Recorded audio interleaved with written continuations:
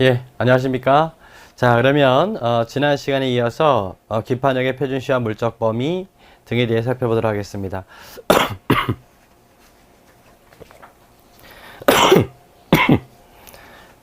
자, 지난 시간 말미에 그 첫 번째 기판역의 표준시와 물적 범위에 대해서는 살펴봤죠? 자, 그래도 사례를 조금 더 한번 보도록 하겠습니다.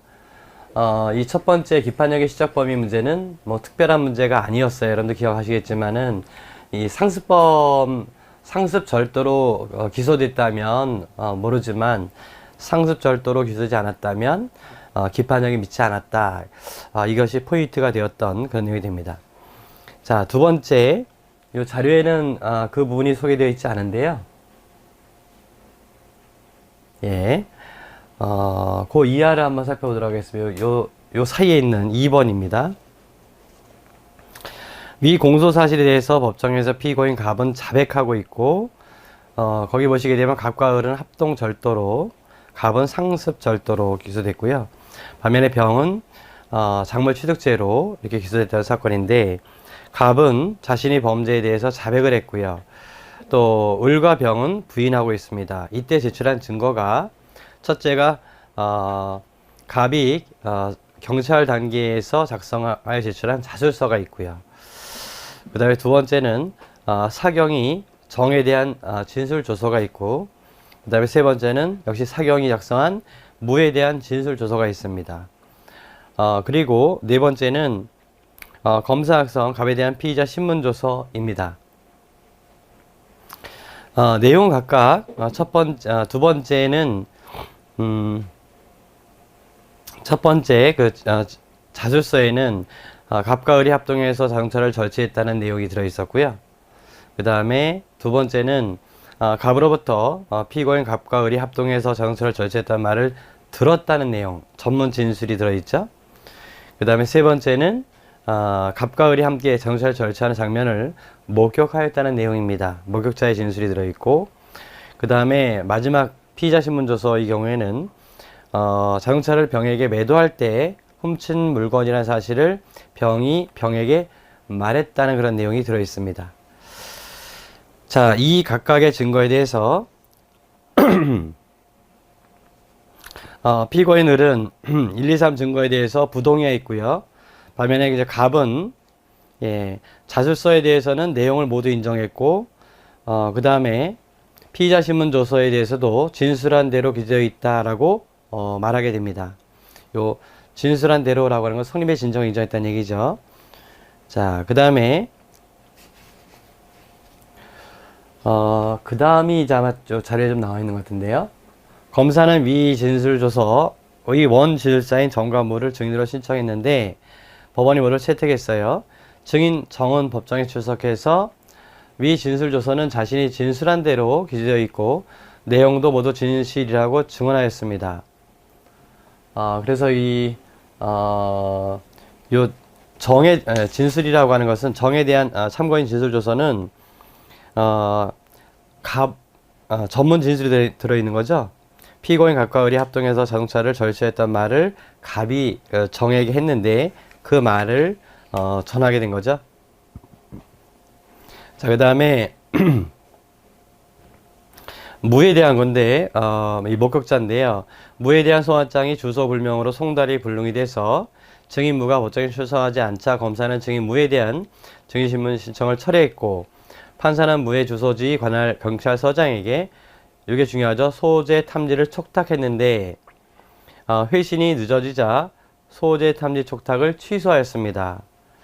자, 이때 피고인 을에 대해서 위 1, 2, 3 증거는 증거 능력이 있는지, 또 피고인 병에 대해서 위 사 증거는 증거 능력이 있는지를 밝히고 이유를 간략히 기재하시오, 이렇게 되어 있어요. 그래서 이거는 각각의 우리가 공부했던 전문 증거의 증거 능력 인정 요건을 구비했느냐, 이걸 이제 검토하시면 되는 거죠. 자, 그 내용부터 한번 볼까요? 여러분 자료에 보시게 되면 그런 내용들이 일정 부분 잘 정리되어 있습니다. 논점에 대해서. 그래서 첫 번째 증거 능력 관련해서 보게 되면 갑과 을은 갑의 진술서예요. 자술서, 곧 진술서가 됩니다. 근데 이거 사경 작성에, 앞에 작성한 거니까 요거는 어떤 요건이 필요하죠? 312조 3항으로 가야 되겠죠, 이거는. 예. 그러면, 내용을 인정해야 되는데, 이것을 이제 을사건에 쓰려고 하니까요, 내용 인정은 누가 해야 될까요? 내용 인정은, 을이 해야 되는 거죠. 그래서 학설 대립이 나옵니다만, 이때 이제 과연 누가, 내용을 인정할 것이냐에 대한 부분입니다. 근데 우리 이미 판례를 알고 있어요. 대법원은 당해 피고인과 공범계에 있는 다른 피의자에 대해서 검사 이외에 수학에 작성한 피의자 신문조서는 312조 제4항의 요건을 갖춘 경우라 하더라도 당해 피고인이 공포한 길에 그 조서의 내용을 부인한 이상, 이 내용 부인이죠. 누가? 당해 피고인이. 여기서는 을이 되겠죠. 이를 유죄의 증거로 사용할 수 없다. 이런 판례 입장에서 보게 되면 이건 증거로 능력이 없는 거죠. 네. 여기 사안의 경우 여기 나와 있습니다만, 그래서 결론적으로 보게 되면 증거 능력을 인정할 수가 없다. 왜냐하면 을은 증거 동의를 하지 않았죠. 네. 자, 두 번째로 사경 작성 참고인 진술 조서의 증거 능력인데요. 요 을은 두 번째는 정이죠, 정. 정은 갑의 이야기를 들은 거죠. 그래서 갑과 을이 공범인데, 근데 갑이 정에게 얘기를 했고 사경에게, 그래서 진술조서가 이렇게 된 거예요. 그럼 여기서 한번 전원이 됐고 여기서 또 한번 전원이 됐으니까 이건 재전문 증거가 되겠죠. 그 중에서 재전문 서류가 됩니다. 재전문 서류인데, 그렇게 본다면 이건 몇 조의 요건을 구비해야 돼요? 두 가지죠. 312조, 요거는 참고인 진술조서니까 사항의 요건을 구비해야 되겠고, 동시에 요건 피고인이니까 뭐가 되겠어요? 312조, 그 다음에 16조죠. 316조 몇 항의 요건을 구비해야 됩니까? 1항의 요건을 구비해야 되는 거죠. 네. 물론 이제 이것을 을 사건에 쓴다면은 을은 당해 피고인이 아니니까 이때는 316조 2항이 되겠어요. 갑 사건에 대해서 쓴다면은 1항이 될 것이고, 을 사건의 증거를 쓴다면 316조 2항의 요건을 구비해야 됩니다. 그래서 이 요건을 구비했느냐만 판단하시면 되는 거죠. 네. 자, 그래서 재전문 조서의 증거 능력 인정 여부가 문제되는데, 이 학설은 그렇게 중요하지 않아요. 네. 중요하지 않고, 결과적으로 보게 되면, 예, 여기서 아주 간단하게 소개해 놓고 있습니다만, 전문 진술을 기재한 조서와 재전문 진술이나 재전문 진술을 기재한 조서를 구분해서 이렇게 되어 있는데, 요거는 3중 전문이 되거든요. 재전문 진술은 2중 전문이지만 전문 진술을 기재한 조서와 재전문 진술은, 요 재전문 진술을 오히려 혼동하실 수 있는데요. 만약에 이렇게 한번 생각해 볼까요? 만약에 정이 A에게 이 얘기를 했고요. A가 법정에서 진술했다면 이거죠. A가 정의 친구다 이거예요.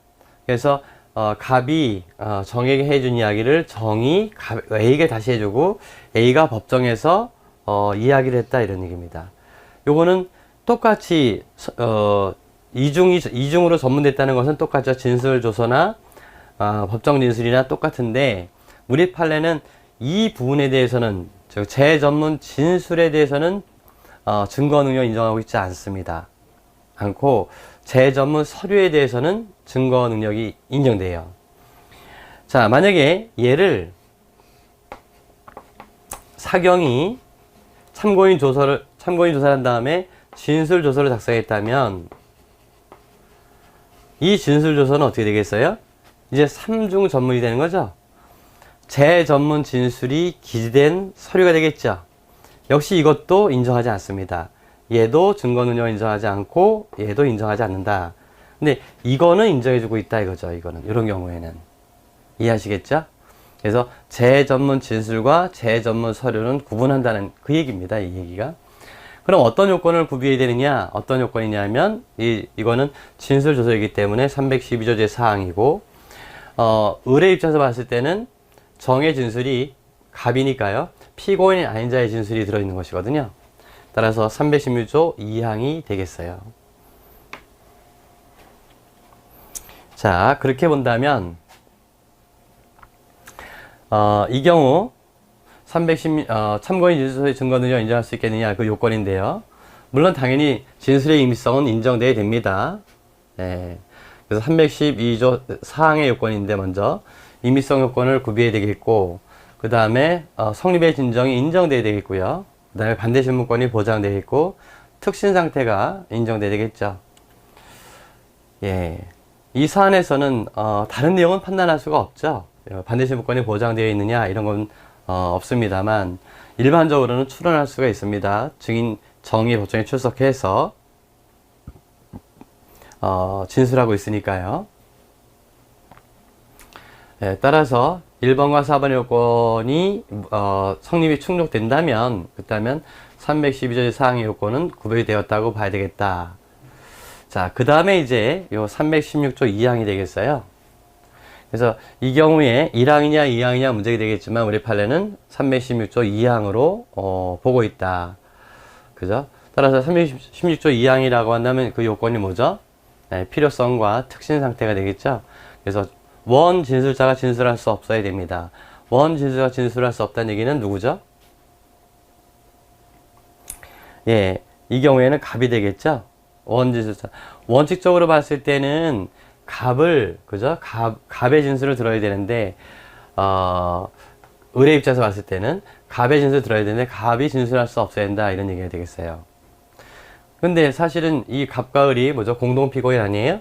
그럼 갑은 공판정이 있다는 것이고, 그렇다면, 갑이 공판정이 있는 한, 진술할 수 없다라고 하는 것은 우리가 상정하기가 어려워요.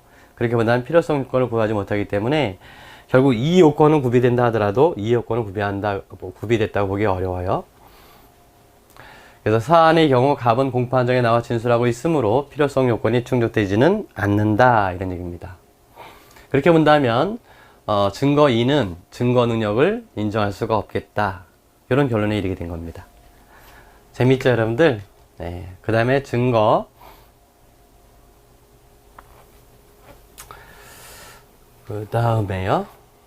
증거 3 아닌가요?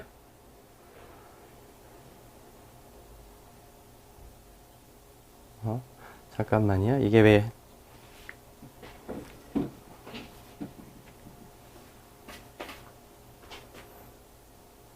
네, 일로 와야 되겠죠? 증거 3의 증거 능력입니다. 이거는 목격자의 진술이 들어있는 참고인 진술 조서가 되겠습니다. 역시 사경 작성인데 그러면 참고인 진술 조서니까 이건 전적으로 312조 제4항으로 가는 거죠. 그러면 성립의 진정과 적법한 절차와 방식에 따라 작성되고 성립의 진정이 인정되고 반대 신문권이 보장되고 특신 상태가 인정돼야 됩니다. 문제는 성립의 인정은 무가 해야 되는데 무가 공판정에 출석하지 않았단 말이죠.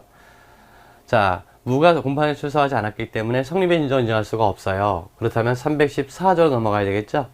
예. 그래서 314조에서 진술을 요하는 자가 사망, 질병, 외유거주, 수재불명, 기타 이해주라는 사유로 진술할 수 없어야 돼요. 근데 이 설문의 경우에는 어떤 내용이 들어있냐면 거기 판사는 무의 주소지 관할 경찰 서장에게 소재 탐지 촉탁을 하였는데 회신이 늦어지자 소재 탐지 촉탁을 취소했어요. 이런 상태입니다.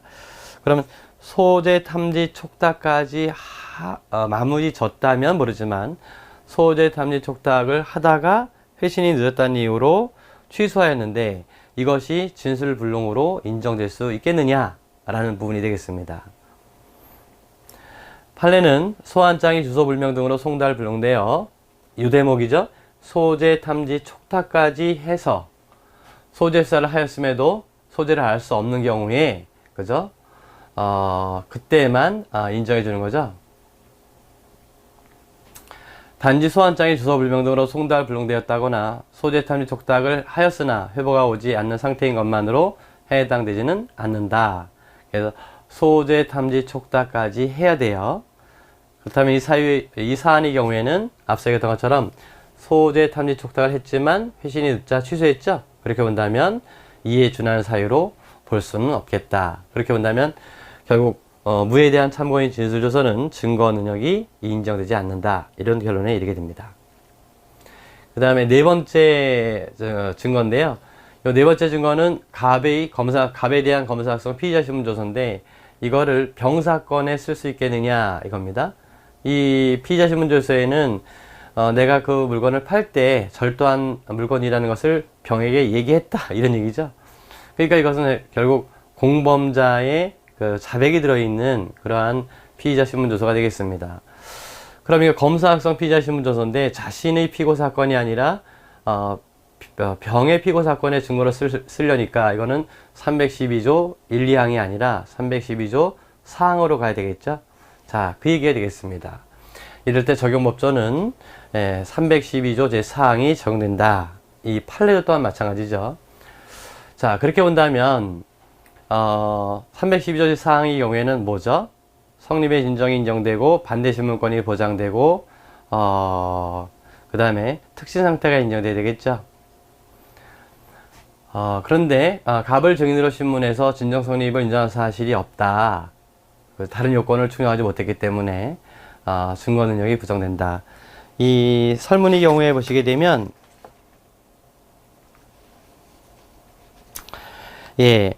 피의자 신문조서도 자신이 진술한 그대로 기재되어 있다고 진술했거든요. 그렇게 본다면 성립의 진정을 인정한 것을 전제로 봐야 되지 않겠어요? 근데 진정 성립을 인정한 사실이 없으므로 라고 하는 부분은 제가 보기엔 잘못된 것 같습니다. 이건 필자가 어떤 생각으로 이 글을 썼는지 모르겠지만 설문의 경우에는 피의자 신문조서도 자신이 진술한 대로 기재되어 있다고 진술했다는 얘기는 그것이 성립의 진정을 인정하지 않고 이런 말을 할 수 있었을까? 즉 진술한 대로 기재되어 있다라고 하는 말 자체가 성립의 진정을 인정한 것이잖아요. 그러니까 진정 성립을 인정한 것으로 봐야 되겠죠. 예. 다만 이제 문제는 반대 신문권이 보장되느냐의 문제인데 우리는 우리 법원은 어떻게 보느냐면 피고인 신문의 경우에도 공범인 공동피고인에게 반대 신문의 기회를 실질적으로 보장한다는 취지에서 공범인 공동피고인의 법정 진술의 증거 능력을 당연히 인정해 주고 있거든요. 반면에 공범이 아니라고 한다면 여러분 기억하시겠지만 증인의 지위에 불과하기 때문에 선서 없이 한 피고인의 법정 진술은 공범자에게 증거 능력이 없다. 이런 우리 판례 태도 잘 알고 계시지 않습니까? 그렇게 본다면 저는 결론적으로는 이건 증거 능력이 있다라고 봐야 되겠다. 물론 이제 반대 신문권이라고 하는 것이 보장되는지는 정확히 모르겠지만 실무상 인정해주고 있으니까 가능하지 않겠느냐 이렇게 보여집니다. 자, 그 다음에 세 번째 질문인데요. 대전지방법원 공주지원 단독판사는 이 사건 공소사의 전부를 유죄로 판단하고 2012년 7월 13일 갑을 징역 2년, 피고인을 징역 1년, 병을 징역 6월에 처한다는 판결을 선고하였습니다. 자, 이때 피고인들은 모두 항소하려고 하는데 항소할 법원은 어느 법원이고 또 항소장을 언제 어느 법원에 제출해야 하느냐, 이건 뭐 여러분들 너무나 잘 아시는 그런 내용이 되죠. 그래서 항소 절차와 관련된 내용인데요.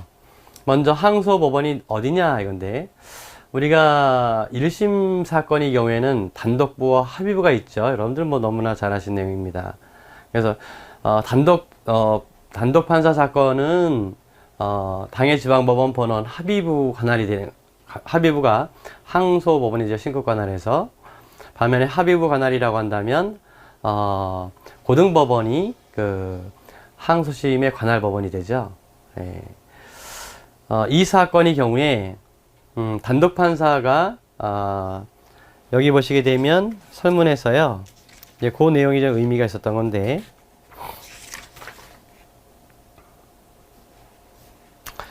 거기 보시게 되면 같은 법원 단독 판사가 그 사건을 심리하였다라고 해서 이게 단독 판사 사건이 됩니다. 그렇다면 이거는 본원 합의부 관할이 되겠죠. 따라서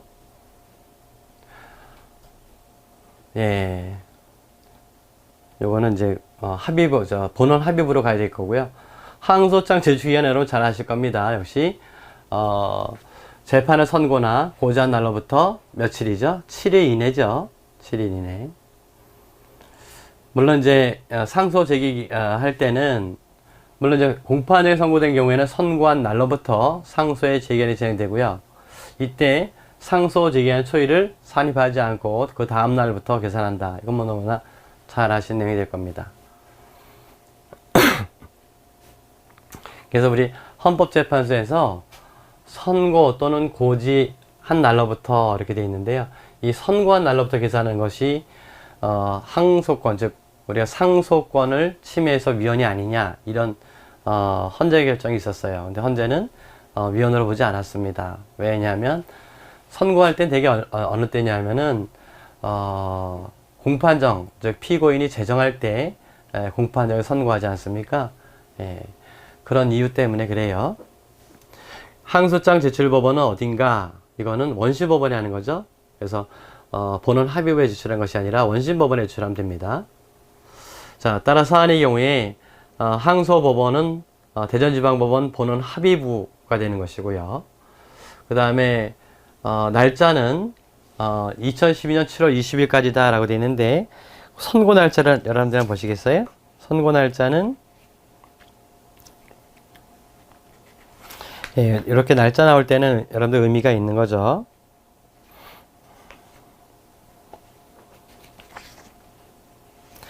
예, 2012년 7월 13일 날 선고했죠. 예, 2007년 7월 13일이니까 날짜 계산하는 것 때문에 그렇습니다. 초일은 산입하지 않는다는 거죠. 예. 그래서 초일을 산입하지 않는다.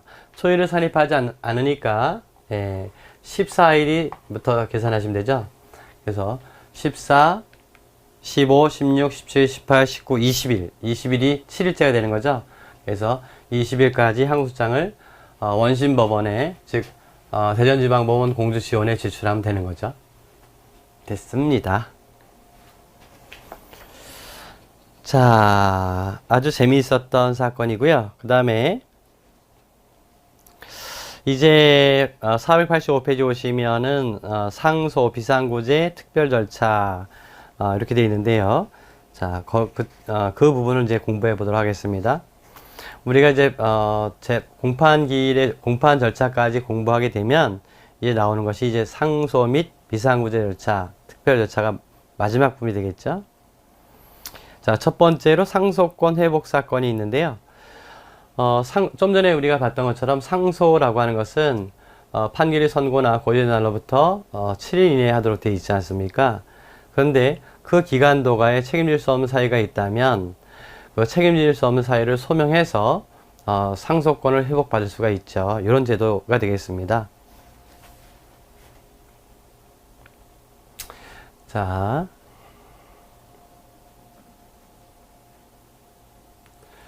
피고인 D는 사기죄로 기소돼서 재료공판기일로부터 변론이 종결된 제3회 공판기일까지 모두 출석했어요. D는 변론 종결 후 지정된 선고기일 전에 외부로 출국을 하면서 이러한 사실을 법원에 신고하지 않았다는 점을 이제 주목하셔야 되죠. 제1심 법원은 수차례 연기된 선고기일에 피고인 D가 출석하지 않자 변론을 제기했다. 이 변론 제기가 가능하죠. 피고인의 구인용 구속영장을 발부하였는데 2014년 9월 20일 구속영장을 반환하면서 현재 주소지에는 피고인의 아내가 혼자 살고 있다는 사실을 확인했고 D는 실제로 거주하지 않는다는 취지의 수사보고서를 제출했어요. 이건 수사보고서입니다. 이에 제1심 법원은 이제 법원이 등장하죠. 경찰서장에게 소재 탐지 촉탁을 명했고 2014년 11월 15일 서장으로부터 소재 불명이라는 내용의 소재 탐지 불능 보고서를 회신받았습니다. 1심 법원은 2015년 4월 7일 D에 대한 공시송달을 결정했고 여기 공시송달했죠? 그러면 요 날짜가 의미가 있다는 얘기입니다. 이렇게 한다면 여러분 어떤 법이 생각나셔야 돼요? 소촉법이 생각나셔야 되죠? 소촉법은 6개월 아닙니까? 그러면 11월이니까 11월 16일부터 계산하게 되면 12월 16일, 1월 16일, 2월 16일, 3월 16일, 4월 16일. 4월 16일이 돼야 6개월이죠. 그러면 17일 이후, 4월 17일 이후라 해야 되는데 4월 7일 날 공시송달 결정했으니까 이건 공시송달 규정 위반이죠. 그 지정된 공판기일에도 피고인 D가 불출석하자 변론을 종결한 후에 피고인 D를 징역 1년에 처하는 판결을 선고하였다. 자, 대충 우리가 논점을 잡을 수 있겠네요. 자, 그러면 제1심 법원의 공시송달 결정이 적법한지에 대해 설명하라. 오케이. 이건 결론이 났죠? 적법하지 않다는 거죠. 위 판결에 대한 항소기간이 도과한 후에 뒤늦게 위 판결 선고 사실을 알게 된 D가 취하할 수 있는 권리행사 방법을 설명하라. 그럼 두 가지 생각할 수 있어요. 확정됐으니까 재심을 생각해 볼 수가 있겠고, 또 하나는 상소권 회복 청구가 있는 거죠. 이 두 가지만 정리해 놓으시면 되겠습니다. 자, 먼저 공시송달에 대해서 좀 살펴보는데요. 이건 우리 지난번에 말씀드린 바가 있죠. 여러분들 이 내용이야 뭐 잘 아실 겁니다. 그래서 그 사유가 있었죠. 두 가지인데 이건 형사소송법과 소송 촉진등이나 특례법 이 둘을 다 기억하셔야 되죠. 피고인의 주거, 사무소, 현재지를 알 수 없는 경우이거나 피고인이 재판권이 미치 않은 장소에 있고 다른 방법으로는 송달할 수 없는 경우다. 여기 하나 있고요. 근데 또 하나는 송달 불능 보고서가 접수된 때로부터 6월이 경과하도록 소재조사, 촉탁, 부인장 발부, 검사에 대한 주소정보 보정 요구 등의 조치를 취했음에도 피고인의 소재가 확인되지 아니한 때, 그죠? 예. 송달 불능 보고서가 접수된 때로부터 6월이 경과해야 되죠? 이럴 때 공시송달을 할 수 있습니다. 자, 이 사안의 경우에 우리 판례는 여기 두 가지가 소개되는데요. 여기 사안에서 보게 되면 수사보고서가 하나, 검사가 제출한 수사보고서가 하나 있었죠.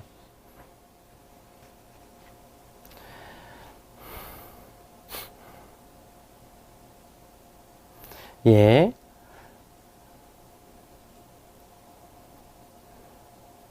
검사가 2014년 9월 20일 날 피고인 D는 위 주소지에 실제로 거주하지 않는다는 취지의 수사보고서를 제출한 게 하나 있고요. 그 다음에 법원에서 소재 탐지 촉탁을 해서 관할 경찰서장이 소재 탐지 불능 보고서를 회신한 그 내용이 하나 있었죠. 네. 그래서 그거에 관한 설명입니다. 그래서 피고인 주소지에 피고인이 거주하지 아니한다는 이유로 영장이 여러 차례 걸쳐 집행불능되어 반환된 바 있었다 하더라도 이를 소촉법상의 송달불능 보고서의 접수로 볼 수는 없다. 이런 판례가 하나 있고요. 반면에 이제 경찰서장의 소재 탐지 불능 보고서에 대해서는 송달불능 보고서의 접수로 볼 수 있다라고 판시한 바가 있어요. 이 양자는 구별해 주시기 바랍니다. 이 사안에서는 1심 법원의 공시송달 결정이 앞서 봤던 것처럼 4월 7일 날 있었는데요. 송달 불능 보고서가 접수된 때는 그 전년도 11월 15일이니까 6개월이 경과하기 전이었죠. 그렇게 본다면 소촉법상의 규정에 위반돼서 적법한 공시송달로 보기는 어렵다. 이런 얘기가 되겠습니다. 자, 두 번째로 이제 D가 취할 수 있는 권리행사 방법. 이 재판이 결국 확정됐기 때문에 생각해 볼 수 있는 것은 두 가지다 그랬어요. 그래서 우리 형사소송법에 나와 있는 상소권 회복 청구, 그 다음에 소촉법에 나와 있는 재심 청구가 그것이다. 그래서 상소권 회복이라고 하는 것은 그 상소기한 도가에 책임질서 사유가 있어야 돼요. 상소권자 또는 그 대리인이 책임질서 없는 사유로 상소 제기 기간 내에 상소하지 못한 때, 이럴 때 어떻게 하는 거냐 하면은, 상소권자와 상소 대리권자가, 상소 제기 기간이 도과됐기 때문에 확정됐죠? 그래서 상소장을 제출하면서 동시에 상소권 회복 청구서를 같이 첨부해서 제출하게 되는 것입니다. 그래서 상소권 회복 청구서에 기재되어 있는 이유가 합당하다라고 인정되면 그러면 적법한 상소로 받아주는 거예요.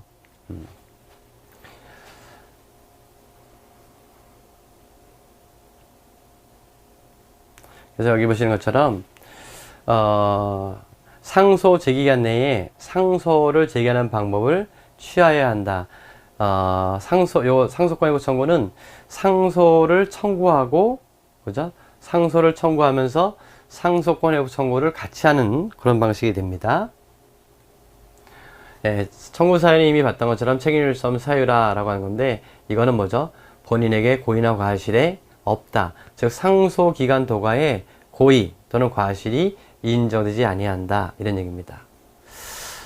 이 사안의 경우 D에 대한 공시송달 결정은 위협하죠. 그렇게 따라서 위협한 공시송달로 심리 판결의 존재를 알지 못해서 상소 제기 기한이 도가된 것이니까 D에 책임질 수 없는 사유라고 할 것이죠. 예. 그래서 이 사안의 경우에 알리지 않고 외국으로 나갔다라고 하는 이것만 가지고는 책임질 수 있는 사유라고 얘기하기는 어렵죠. 왜냐하면 송달 자체가 적법하게 이루어졌다면 문제가 되겠지만 송달 자체가 적법하지 않았기 때문에 그 책임을 피고인에 돌리기는 어렵다. 이런 얘기입니다. 그 다음에 재심 청구가 되는데요.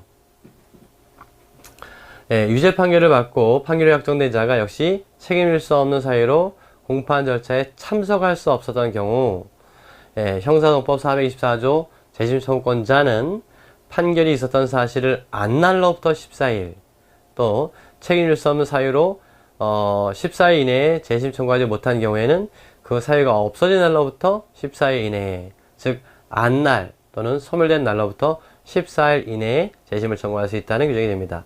이 요건은 뭐냐면 공판 절차에 참석할 수 없었던 경우 상소권 회복 청구는 그 기간도 상소적인 기간 도가에 책임질 수 없는 사유가 있었던 경우 책임질 수 있는 사유가 없었던 경우가 되는 거죠.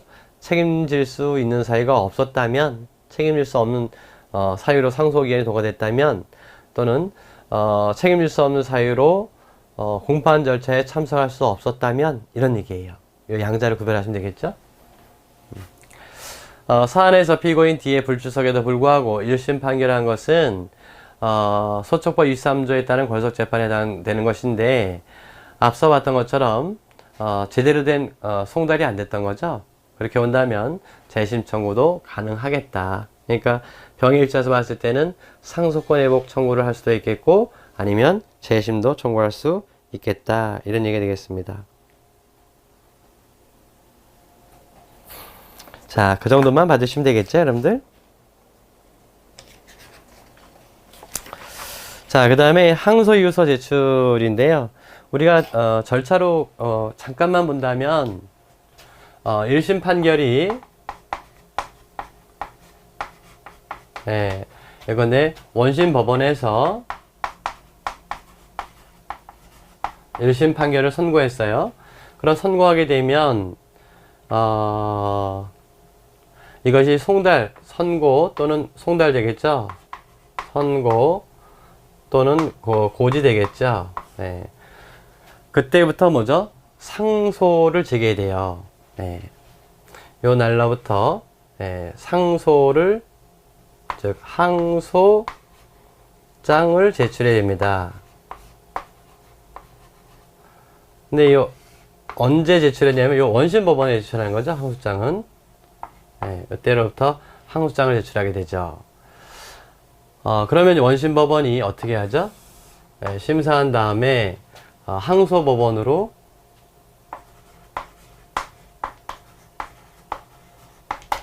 그때 2심을 하는 거죠.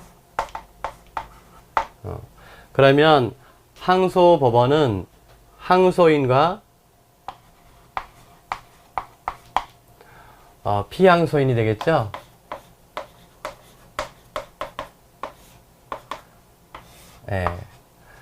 그래서 피항소인 등에게 그 접수 사실을 통지하게 되고, 그 접수 사실 통지하게 되면은 항소인은 뭐를 해야 돼요? 통지를 하게 되면 이유서를 제출하죠. 항소 이유서. 그러면 이유서를 송달하고 답변서를 제출하게 되죠. 그리고 이제 이걸 가지고 이제 심리하게 되는 이런 절차가 되는 거죠. 지금 이 이유서와 관련해서 나옵니다. 그 이유서를 그러면 언제까지 제출해야 되느냐? 요 통지 받은 날로부터 뭐죠? 20일 이내에 해야 되는 거죠. 20일 이내. 다만 이때 이유서는 누가 제출해야 됩니까? 피고인 또는 항소인 또는 변호인이 하는 거죠. 항소인 또는 변호인. 그래서 이 항소인의 항소인뿐만 아니라 변호에게도 있는 데고 변호인도 마찬가지로 접수통지를 받은 날로부터 변호인도 자신의 접수통지를 받은 날로부터 기산하게 돼 있죠. 물론 그 이후에 변호인 선임계가 제출됐다면은 항소인에게 접수통지가 송달된 날로부터 기산하지만 그 전에 이미 변호인이 있다면 변호인에게도 통지해줘라 이런 얘기죠. 그 다음에 이제 그 변호인이 그럼 적법한 항소유서 제출 기간 내에 항소하지 못했을 때 어떻게 할 거냐라는 문제가 남는 거죠. 자, 이때 이른바 변호인의 졸업할 권리를 실제로 보장하기 위해서 항소인에게 책임질 수 없는 사유로 제출하지 못했다. 그럴 경우에는 이른바 보완적인, 보충적인 항소인을 보호하기 위한 해석을 우리 판례가 하게 되는데 그 내용을 알고 계시느냐? 이게 이제 시험 문제가 됩니다. 그것만 생각하시면 돼요. 아주 간단한 문제입니다. 자, 우리 시간 좀 볼까요? 자, 그러면은 요 설문을 잠깐 보실까요?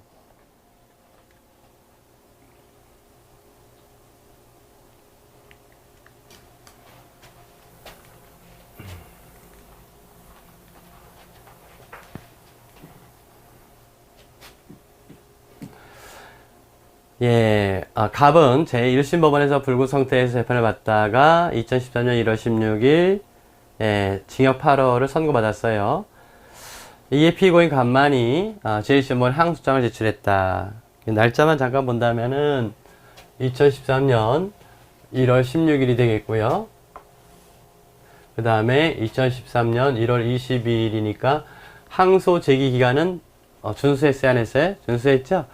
17일부터 계산하면 되죠. 17, 18, 19, 20, 21, 20이니까 마지막 날 23일까지 할 수 있으니까요. 위 사건 소송 기록이 2013년 2월 1일 날 항소법원에 접수되었고 항소법원이 발송한 소송 기록 접수통지는 2013년 2월 8일 날 8일 피고인에게 송달됐어요. 네. 피고인에게 송달된 날짜는 2013년 2월 8일입니다. 근데 갑은 항소 이유서 제출하지 않았어요. 다음 물음에 대해서 이유를 붙여 간략하게 답하라. 만일 갑이 2013년 2월 6일 변호인을 선임하였고, 자, 변호인이 송달했는데, 변호인 선임이 2월 6일이었다. 그러니까 요 전에 했다는 얘기죠. 항소법원이 변호인에게 발송한 소송기록 접수통지가 2월 10일이었다. 그리고 2월 12일 날 통지가 되었다면 피고인 각과 변호인이 항소법원에 항소 이유를 제출하는 기한은 각 언제이냐? 피고인은 이때부터 20일이에요. 그러니까 9일부터 계산하면 되고요. 그 다음에 선임된 변호인은 2월 13일부터 계산하면 됩니다. 따로따로 가는 거죠. 만일 위 사건에 대해서 항소법원이 종적인 판단을 하는데 결차상 아무런 하자가 없는 상태에서 피고인 갑이나 그 변호인 항소 이유서 제출 기한 내에 항소 이유서 제출하지 않았다면 항소법원이 취할 조치를 간략하게 설명하시오. 그러니까 항소 이유서 제출하지 않았다면 어떻게 하죠? 원칙적으로 우리 법원은 항소 기각을 하죠. 예. 다음 경우 항소법원이 항소 이유서 제출과 관련해서 취할 조치를 근거를 들어 간략하게 설명하라. 변호인이 항소 이유서를 제출하는 기한을 이유와 함께 밝혀라. 이렇게 되어 있는데요. 그 두 번째는 첫 번째가 피고인 갑이 73세인 경우 항소 이유 제출 기한이 지났으나 피고인 갑이 73세다. 그러면 필요적 변호 사건이 되잖아요. 이럴 경우 두 번째 항소법원이 국선 변호인을 선정한 이후 변호인이나 국선 변호인 없는 피고인 갑에 대한 다른 사건이 병합됐다면 어떻게 할 거냐. 이거 병합 사건의 경우에도 변호인 선임이 효력이 미치죠? 예, 그거 기억하시면 되겠고요. 다번에 소송기록상 피고인 갑이 2급 시각 장애인으로서 점자 자료가 아니면 인쇄물 정보에 대한 접근이 상당히 곤란한 수준인 사실이 인정되는데 피고인 갑이 항소 이유서를 제출하지 아니한 채 제출 기간이 지나가 버린 후 스스로 사선 변호인을 선임했다. 자, 이럴 경우에는 항소 이유서 제출 기간 도가에 책임을 묻기가 어렵지 않습니까? 그럴 경우에는 변호인의 조력할 권리를 보장하기 위해서 여기에 대한 보충적 피고인을 상소인을 보호하기 위한 그러한 제도를 둬야 되겠죠. 그런 해석을 해줘야 되겠죠. 예, 그 내용 확인해 보시면 되겠고요. 그 다음에 세 번째, 항소법원은 2014년 2월 4일 변호사 을을 국선 변호로 선정하는 결정과 함께 소송 요거는 이제 세 번째입니다. 다른 사건이니까 그때 다시 정리할까요? 2월 4일 국선 변호인 선정하고 통지를 했어요.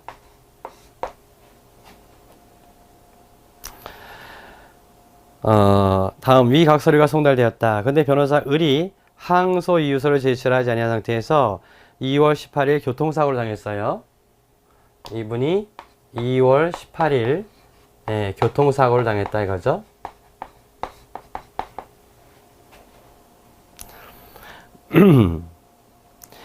이에 을은 항소법원에 피고인 갑의 국선 변호인 교체를 구하는 서면을 제출하였고 항소법원도 그 사정에 참작해서 2014년 2월 20일 을에 대한 국선 변호인 선정 결정을 취소하였다. 예, 그래서 2월 20일 취소했어요. 항소법원이 변호사 병을 피고인 갑에 대한 국선 변호인으로 선정하는 경우 항소 이유서 제출과 관련해 취할 조치를 이유와 함께 설명하시오. 예, 이때도 이제 그렇다면 역시 피고인 보호라고 하는 시각에서 우리 판례를 이해하시면 됩니다. 그래서 새로운 따져보게 되면은 이 날짜로부터 계산하게 되면 여기가 날짜가 2월 20일이거든요. 예. 그래서 취소했고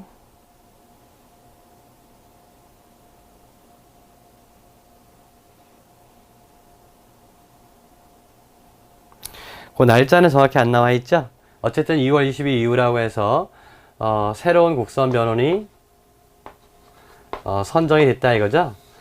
이럴 경우에 이 날짜를 기준으로 해야 되느냐 아니면 새로운 국선 변호인으로 선정된 사람에게 통지한 날짜로부터 계산해야 되느냐 이런 내용이 여기 핵심이 되겠습니다. 만일 피고인 갑이 항소유서 제출 기한이 지나기 전에 항소법원에 빈곤을 이유로 국선 변호인을 선정을 청구하면서 이러한 증명하는 서류를 제출했는데 항소법원이 정당한 이유 없이 국선 변호인 선정을 하지 아니한 채 항소 이유서 제출 기간이 경과하자 항소를 기각했다면 이러한 항소법원의 조치는 어떤 문제점이 있고 이에 대해서 갑의 불복 방법이 뭐냐. 예, 요 네 번째는 국선 변호인을 선정한 거죠. 를 신청한 건데 그 사유는 뭐죠? 가난이에요, 가난. 그런데도 불구하고 국선 변호인을 선정하지 않았고요. 그 다음에 항소기한이 도과됐고 그래서 항소기각을 해버렸습니다. 그랬을 때 이 법원의 판결이 정당한 것이냐 이런 얘기죠. 그렇게 본다면 이유는 항소 이유서를 제출하지 않았다는 점인데 결과적으로 보게 되면 국선 변호인 선정 사유에 해당함에도 불구하고 선정하지 않은 거냐 이게 이제 포인트가 되는 그런 내용이 되겠습니다. 자, 그러면 잠깐 쉬셨다가 이러한 내용들을 우리가 하나씩 한번 짚어보도록 하겠습니다.